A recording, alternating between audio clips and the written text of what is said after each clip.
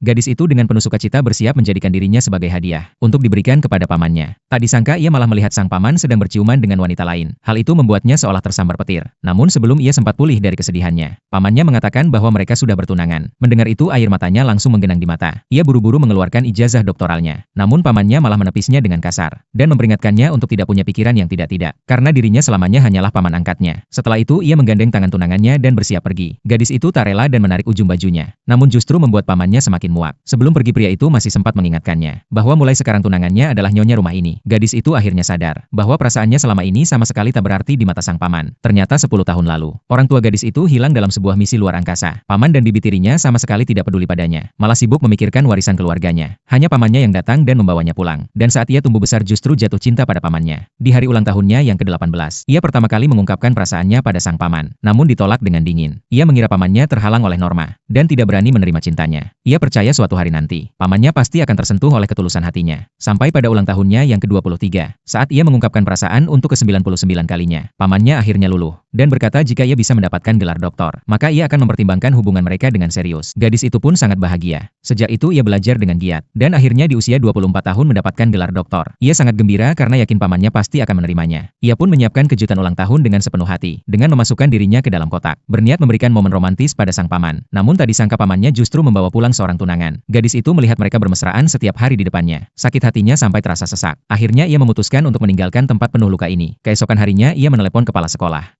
mengajukan diri untuk bergabung dalam program eksplorasi luar angkasa. Program yang sama tempat orang tuanya dahulu mengalami kecelakaan. Kepala sekolah berulang kali mengingatkannya, sekali masuk luar angkasa maka takkan bisa kembali ke bumi, dan harus mendapatkan tanda tangan persetujuan dari pamannya. Karena dana utama program ini berasal dari investasi pamannya. Ia juga menyarankan gadis itu untuk berpamitan baik-baik dengan keluarga sebelum pergi. Setelah itu gadis itu kembali ke rumah dengan perasaan murung. Namun melihat tunangan paman sedang menggelar pesta besar di rumah, awalnya ia tidak mau peduli. Namun tak disangka, data riset peninggalan orang tuanya malah dipakai sebagai alas meja. Marahnya langsung memuncak dan ia menegur mereka karena keterlaluan. Saat itu pamannya pulang. Tunangannya sengaja menjatuhkan diri ke atas meja, berpura-pura bahwa gadis itu telah mendorongnya. Pamannya langsung panik dan menolong sang tunangan. Tunangannya lalu memfitnah gadis itu karena cemburu, makanya mendorongnya dengan sengaja. Pamannya yang mendengar itu, langsung marah dan menampar gadis itu, memaksanya meminta maaf di depan umum. Gadis itu menjelaskan dengan penuh rasa sakit hati bahwa ia difitnah, dan mereka bahkan menggunakan barang peninggalan orang tuanya sebagai alas meja. Namun pamannya tetap tidak percaya, bahkan merobek peninggalan itu menjadi serpihan kecil. Saat itu hati gadis itu seperti serpihan kertas yang berserakan, hancur berkeping-keping. Ia pun menahan sedih dan meminta maaf pada wanita licik itu. Keesokan harinya ia membawa surat persetujuan misi luar angkasa untuk meminta tanda tangan pamannya. Tanpa melihatnya pamannya langsung menandatanganinya. Melihat sikap pamannya yang begitu dingin, gadis itu sadar bahwa seharusnya mereka sudah tidak saling terikat lagi. Hari kepergian gadis itu pun tiba. Ia mengundang pamannya untuk makan malam bersama.